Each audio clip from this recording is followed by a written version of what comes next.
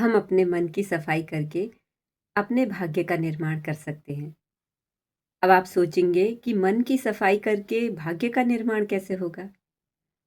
तो जैसा कि मैं पहले भी कहती हुई आई हूँ कि हम उस परम चेतना, परम पिता परमेश्वर के बच्चे हैं, उनका अंश हैं, तो वो जो गुण लिए हुए हैं, वही सारे गुण हमारे अंदर भी विद्यमान हैं। और जब मनुष्य अपनी चेतना के स्तर को उस उच्च स्तर तक ले जाता है, कई प्रयासों से, अब ये प्रयास उसके एक ही जन्म के नहीं होते, उसके अनेकों अनेकों जन्म लग जाते हैं। जब तप, ध्यान, सेवा, कर्म, ज्ञान, कई माध्यमों के वजह से वो धीरे-धीरे अपने हर जन्म में अपने कर्म को इकट्ठा करता जाता है।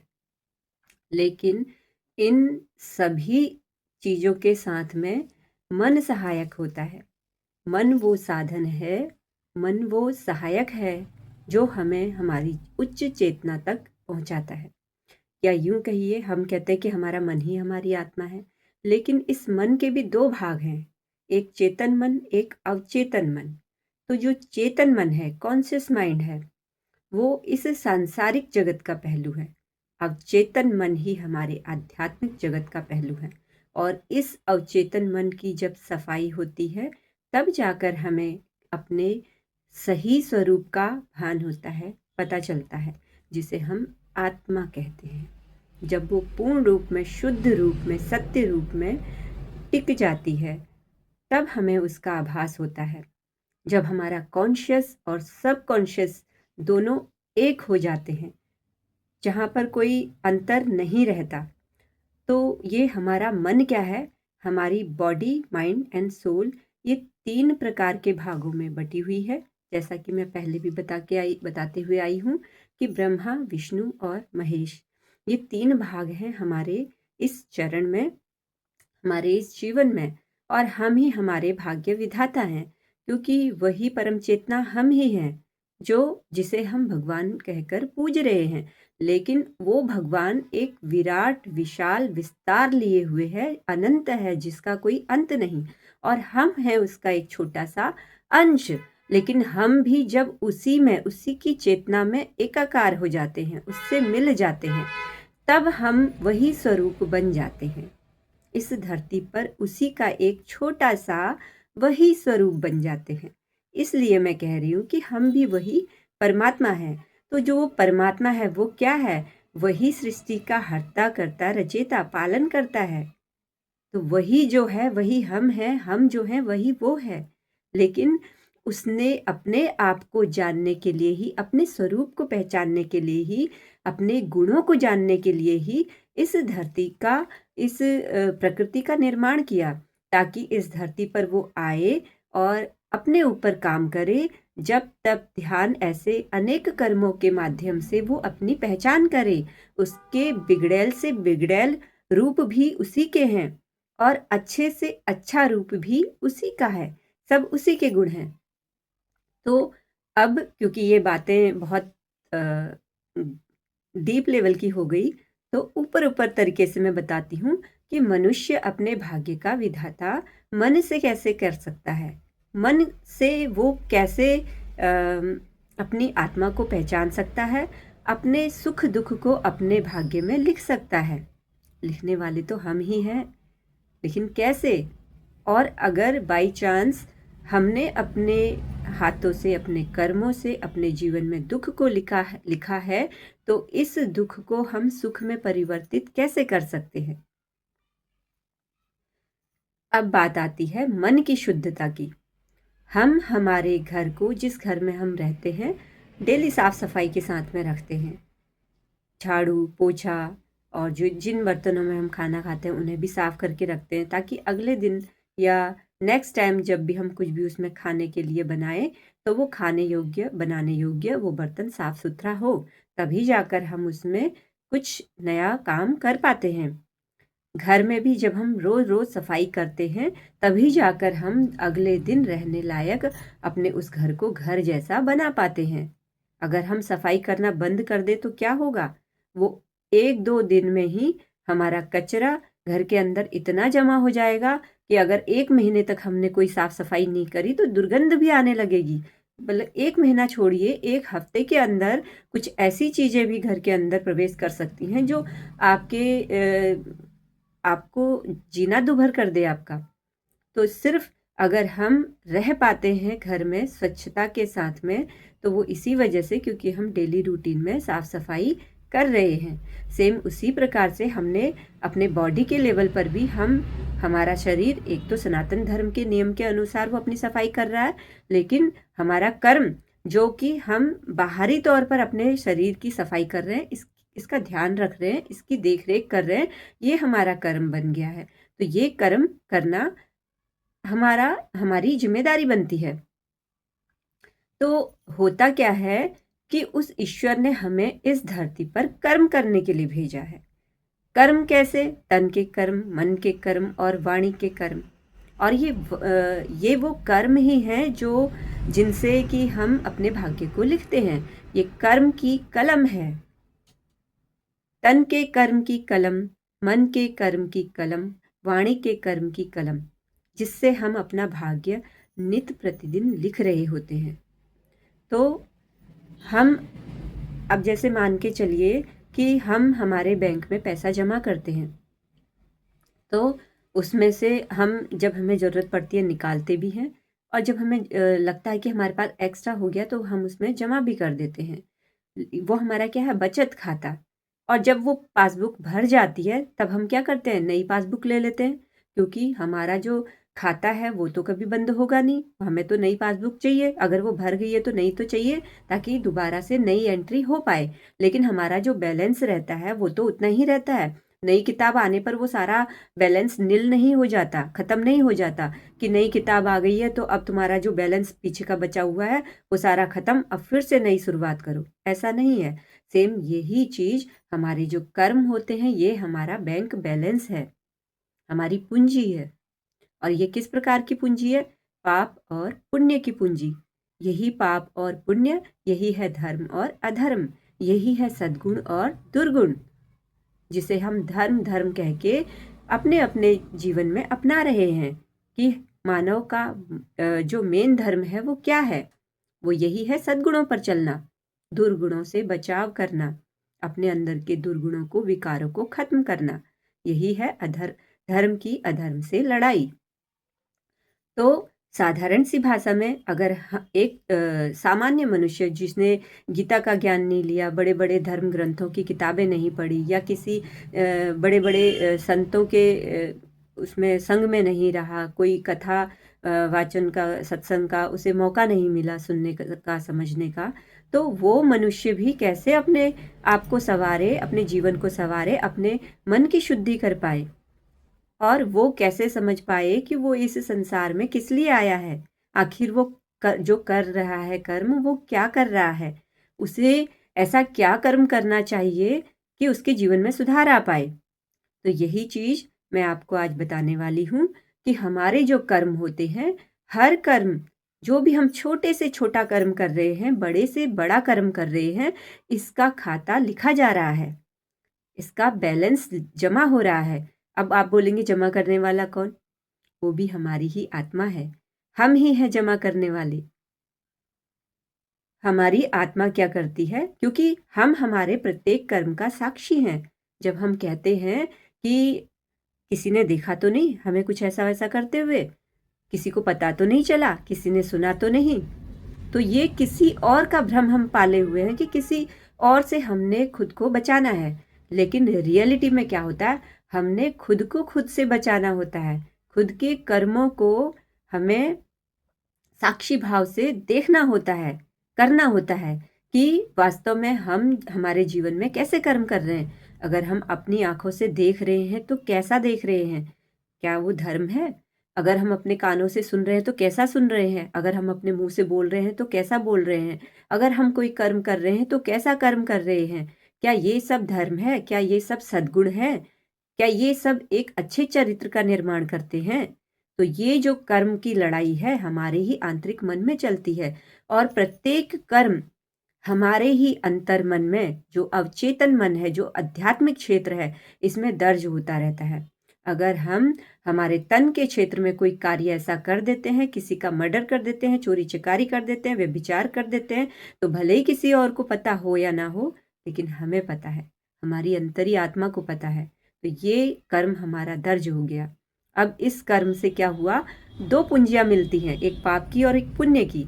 अगर आपके कर्म अच्छे हैं, तो आपका पुण्य का बैलेंस बढ़ता है। अगर आपके कर्म बुरे हैं, तो आपका पाप का बैलेंस बढ़ता है।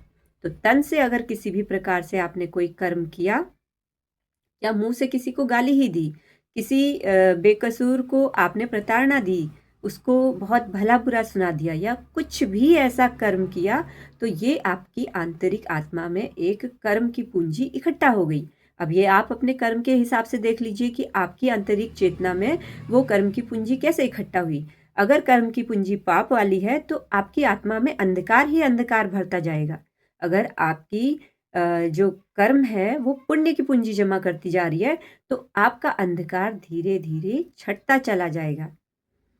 मनुष्य की जो चेतना है, इसमें अंधकार तो पहले से ही रहता है, रहता ही रहता है, चाहे वो कर्म करे चाहे ना करे।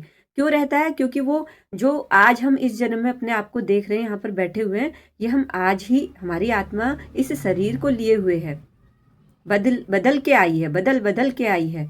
तो ये आत्मा तो कई मतलब जब से ईश्वर है, परमात्मा है, उसकी चेतना है, तब से हमारी आत्मा भी है, हमारी चेतना भी है। हम भी तब से सफ़र करते हुए आ रहे हैं और अभी तक न जाने हमने कितने जन्म लिए हैं और न जाने कौन-कौन सी योनियों में हम जन्मे हैं। हम स्त्री, पुरुष, जानवर, कीट, पतंगे, न जाने किन-किन कैसे-कैसे जन्म लिए हैं हमने। तो आज जो हमने लिया हुआ है, इस चेतना पर हमारे पूर्व जन्म के जो संस्कार हैं, पूर्व जन्म के जो बैलेंस बचा हुआ है, ये तो हमारा नई पासबुक हो गई। जब हमने जन्म लिया, तो ये नई पासबुक हो गई। लेकिन इसमें जो एंट्री होगी, वो पुरानी होगी, पुरानी बैलेंस की, कि हमारा पुराना बैलेंस पाप का है कि पुण्य का है, या फिर दोनों 50-50 है, या फिर ज़्यादा पुण्य है या ज़्यादा पाप है। तो इसी प्रकार से हमारी इस पासबुक पर, शरीर रूपी पासबुक पर पुरानी बैलेंस की एंट्री हो जाती है। तो जैसे-जैसे हम अपने तन के क्षेत्र का कोई भी कर्म करते हैं, छोटे से छोटा कर्म, अगर हम किसी के लिए अपने मुख से अच्छा बोल देते हैं, कि अगले वाले बंदे को आपके उन वचनों को सुनकर एक तरोताज़गी महसूस होती है, एक साहस महसूस होता है, उसको, उसके अंदर एक नई उमंग जागती है, एक नई जीवन जीने की प्रेरणा जागती है, या नई राह मिल जाती है। इस प्रकार के भी अगर आप कर्म कर रहे हैं, भले ही अनजाने में कर रहे हैं, जानबूझकर भी नहीं कर रहे, अनजाने में कर रहे, तो कर्म तो हर कोई दर्ज होता है, चाहे आप जानबूझकर करो, चाहे आप अनजाने में करो, लेकिन कर्म हमारी आंतरिक चेतना में दर्ज हो जाता है और उसका बैलेंस बन जाता है। इसी प्रकार से यदि आप जानबूझकर किसी के प्रति बैर भाव रखकर, द्वेष भाव रखकर कुछ भी भला बुरा बोल रहे हैं, तो ये भी दर्ज होगा। सेम ऐसे ही हमारे मन के क्षेत्र में यदि हमने बाहर से किसी से कुछ नहीं कहा, बाहर से बहुत मीठा मीठा बोल रहे हैं, बहुत सब कुछ बहुत अच्छा अच्छा हो रहा है, लेकिन हमने अपने मन में उसके प्रति द्वेष भाव रखा हुआ है, जलन की भावना रखी हुई है, और अंदर ही अंदर हम उसे बद्दुआ दे रहे हैं, बहुत कुछ भला बुरा बोल रहे हैं, ऐसी ऐसी उसके लिए प्रार्थनाएं कर रहे हैं जो कि हमें नहीं करनी चाहिए। तो ये भी क्या हो रहा है, हमें लग रहा है कि हम अपने मन के अंदर कर रहे हैं जो कर रहे हैं, लेकिन बाहर तो हमें कोई नहीं देख रहा, कोई नहीं सुन रहा, लेकिन आपकी आत्मा सुन रही है, सब देख रही है। आपकी आत्मा मतलब वो ईश्वर, वो सब देख रहा है, सब सुन रहा है, और ये कर्म भी आपका दर्ज हो रहा है। मतलब छोटे से छोटा, बारीक से बारीक, जिस पर आपकी भी नज़र नहीं, उस पर उसकी नज़र है। तो वो आपके हर एक कर्म को देख रहा है। आपने मन ही मन में भले ही बाहर से किसी के प्रति कोई चीज़ व्यक्त नहीं की, कोई आभार व्यक्त नहीं किया, या किसी से कुछ अच्छा नहीं बोला, लेकिन आप अपने मन ही मन में किसी को दुआएं देते हैं, किसी के लिए बहुत भला चाहते हैं, भला बोलते हैं, बहुत मतलब एक होता है परोपकार की भावना, दया की भावना, ममता की, करुणा की भावना, ये आपके मन में कूट कूट के भरा हुआ है। भले ही बाहर से आप जाहिर नहीं कर पा रहे, नहीं कह पा रहे, लेकिन ये दर्ज हो रहा है। कहाँ दर्ज हो रहा है? आपके ही पुण्य कर्मों में दर्ज हो रहा है। आपकी ही आत्मा में दर्ज हो रहा है। तो जो आपकी आत्मा जो अंधकार लिए हुए है, इससे अंधकार धीरे-धीरे छँट रहा है। सेम ऐसे ही जब बॉडी के कर्म, हमारे शरीर के कर्म, हमारे मन के कर्म और हमारे वाणी के कर्म, जब हम हर कर्म के प्रति क्या होते हैं, सचेत हो जाते हैं कि हम अच्छा कर रहे हैं या बुरा कर रहे हैं।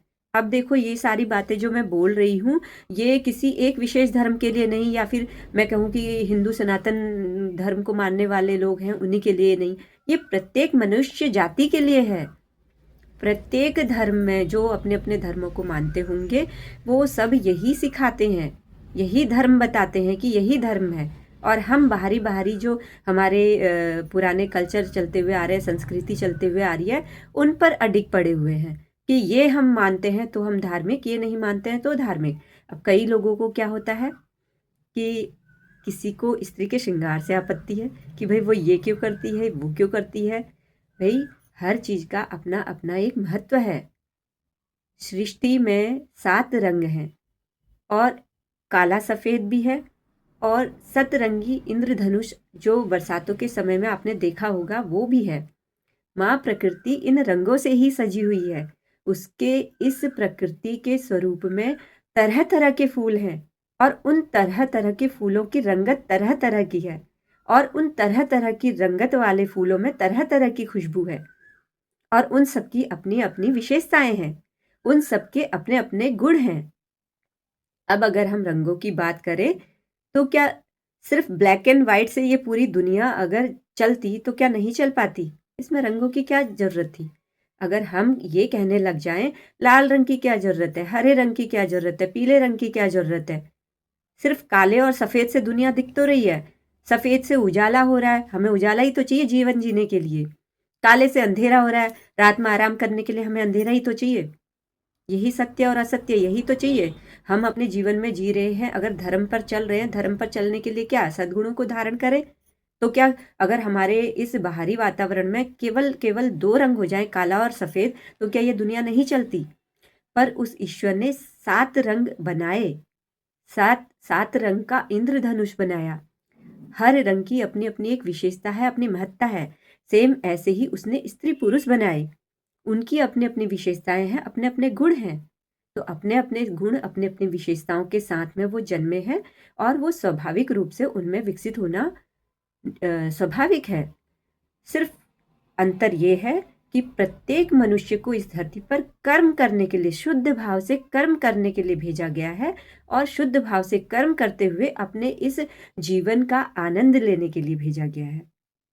अपने इस जीवन को सुखमय बनाने के लिए, शांतिपूर्ण जीने के लिए और अपने आप का भी, स्वयं का भी कल्याण करने के लिए, साथ-साथ औरों के कल्याण में भी भागीदार बनने के लिए भेजा गया है। और इन सब चीज़ों को रंगीन बनाने के लिए, इसमें और तड़का लगाने के लिए और अच्छा बनाने के लिए उन्होंने रंगों की व्यवस्था की। अलग-अलग प्रकार की प्रकृति को सजाया, सँवारा। सेम उसी प्रकार से एक स्त्री भी प्रकृति का स्वरूप है। वो भी अपने आप को सजाती-सँवारती है और यदि वो बोध के साथ में, ज्ञान के साथ में अपने आप को सजाए, सँवारे, प्रत्येक मनुष्य सिर्फ़ स्त्रियों की बात नहीं कर रही मैं, पुरुष की बात भी कर रही हूँ। उनके स्वभाव के अनुसार वो अपने आप को सवार कर रखे, जीवन में रंग भरे। रंग वो ज़रूरी नहीं कि वो तरह-तरह के रंगीन कपड़े पहन लिए तो उन्हीं को रंग कहते हैं। रंग कहते हैं जीवन की हर एक खुशी को, रंग कहते हैं अपने अंतर मन की उस शांति को, रंग कहते हैं उन सुरों को जिन्हें सुनकर एक असीम आनंद की प्राप्ति होती है, जिन्हें सुनकर हमारे अंदर उत्साह, उमंग बढ़ता है, जिन्हें जिन्हें अपने जीवन में धारण करके हमें जीने का मन करता है। तो जब सारे रंग हमारे जीवन में होते हैं, हर प्रकार से हम चैतन्य हो जाते हैं, तब असल में हमारा जो ये जीवन है, इस धरती पर ही स्वर्ग बन जाता है। स्वर्ग और कहाँ है? इस धरती पर ही नरक भी है, इस धरती पर ही स्वर्ग भी है। तो हम बात कर रहे थे कि अ, तन के कर्म, मन के कर्म और वाणी के कर्म। जब हम प्रत्येक कर्म इस तन से क्या देख रहे हैं, मुँह से क्या बोल रहे हैं, कान से क्या सुन रहे हैं, अपने शरीर से कर्म कैसा कर रहे हैं, इन सब पर विचार करने लग जाते हैं। हमारा एक-एक कर्म हमारी पूँजी के रूप में, पाप या पुण्य के पूँजी के रूप में जमा होने लगता है। और जब ये धीरे-धीरे कहते हैं ना, बूँद-बूँद से एक-एक मतलब बूँद-बूँद से घड़ा भरता है ना? तो जब ऐसे ही धीरे-धीरे ये बूँद-बूँद करके हमारा एक-एक कर्म बैलेंस के रूप में जमा होता जाता है, तो यदि अगर हमने अपना ये बैलेंस पाप के घड़े के रूप में जमा किया है, तो हमारे जीवन में भले ही उस वक़्त बहुत शांति हो, बहुत सुकून हो, बहुत आनंद आ रहा हो, बहुत कुछ अच्छा चल रहा हो, लेकिन जैसे ही ये पाप का घड़ा आपका भरेगा, तो एक दिन छलकेगा भी, ये फूटेगा भी। तो फिर दुःख भी ऐसा आएगा जिसे आप सँभाल नहीं पाओगे। सेम ऐसे ही पुण्य की पूँजी, इसका घड़ा जब बूँद-बूँद करके आपके जीवन में भरेगा, भले ही आज आपका जीवन बहुत दुःखमय लग रहा हो, बहुत निराश लग रहा हो, बहुत ऐसा लग रहा हो कि जैसे संसार के सारे दुःख तकलीफ़ें आपकी ही किस्मत में लिख दिए गए हैं, लेकिन जब वो आपके पुण्य का घड़ा भरेगा, तब आपके जीवन में वो राजयोग आएगा। तब आपके जीवन में वो खुशियाँ आएँगी, वो सारे रंग वापस लौटेंगे जिनकी चाहत हर किसी को होती है। तब आपका जीवन एक सुखमय, शांतिपूर्ण जीवन के रूप में परिवर्तित हो जाएगा, जहाँ पर आपको सब कुछ पाने के बाद भी ऐसा लगेगा कि अब सब कुछ पाने के बाद में तो वैसे भी ऐसे ही लगता है कि कुछ पाने की ज़रूरत नहीं है। जहाँ पर कुछ नहीं पाने के बावजूद आपको ऐसा लगेगा जैसे कि आपने सब कुछ पा लिया है। तो ये जो असीम आनंद की अनुभूति अपने अंदर होती है, जो हम अपने अंदर हर चीज़ से बाहरी रूप में सब चीज़ प्राप्त करते हैं तो भी खुश, और अगर नहीं प्राप्त करते हैं तो भी खुश, तो भी संतुष्टि है कि चलो मिल गया तो अच्छी बात है, नहीं मिला तो भी चल रहे हैं, लेकिन खुशी के साथ में, अपने अंतर मन के संतोष के साथ में। वो जीवन जीवन है। तो वीडियो लंबी होती जा रही है। अगर आपको मेरा ये सब इस प्रकार के स्पिरिचुअल थॉट्स, स्पिरिचुअल बातें अच्छी लगती हैं, तो इन्हें शेयर करना ना भूलें। क्या पता आपके एक शेयर से किसी और की भी मदद हो जाए। क्या पता कोई अपने जीवन में हताश निराश हो। क्या पता वो अपने जीवन में कैसे कर्मों का चयन करके अपने भाग्य का निर्माण कैसे कर रहा हो, और क्या पता वो अपने भाग्य का निर्माण सही दिशा में करने लग जाए। तो ये क्या पता के चक्कर में न जाने क्या-क्या बदलाव हो जाए। तो जहाँ पर भी होंगे, मुझे पूरा यकीन है कि सकारात्मक बदलाव ही होंगे। सिर्फ़ आपके एक शेयर करने की ज़रूरत है। और अभी तक आपने हमारे यूट्यूब चैनल कल्पना अधिकारी को सब्सक्राइब नहीं किया है, तो इसे जल्दी से सब्सक्राइब कर लीजिए। बेल आइकन को दबाना मत भूलना, ताकि आने वाली सभी वीडियोज़ के नोटिफ़िकेशन आपको बराबर मिलते रहें। तब तक के लिए बहुत-बहुत धन्यवाद।